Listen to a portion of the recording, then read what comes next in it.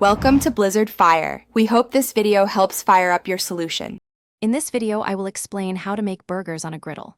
First, ensure your griddle is properly preheated to a consistent medium-high heat, ideally around 375 degrees Fahrenheit. Next, gently form your ground beef into 4-ounce patties, aiming for about 1/2 inch thickness.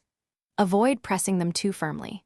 Finally, season both sides of each patty generously with salt and freshly ground black pepper right before they hit the hot surface. Once your griddle is hot, carefully place the seasoned burger patties onto the surface, ensuring they are not overcrowded. Immediately, use a sturdy spatula to firmly smash each patty down for about 10 seconds. This crucial step creates maximum contact with the griddle, developing that incredible, crispy crust. Let them cook undisturbed for approximately 2 to 3 minutes until you see a beautiful, deep brown sear. After achieving that perfect crust, it's time to flip your burgers.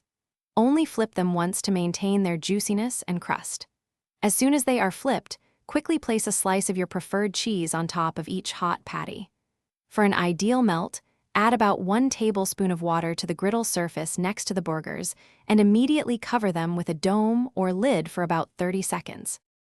Continue cooking the second side for another 1 to 2 minutes, or until your desired doneness is reached and the cheese is beautifully melted and gooey.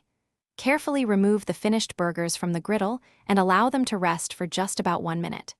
This helps the juices redistribute. Finally, assemble your incredible griddle burgers on toasted buns with all your favorite fresh toppings and condiments. Enjoy your perfect burger. Thanks for watching. If you found this helpful, don't forget to like and subscribe.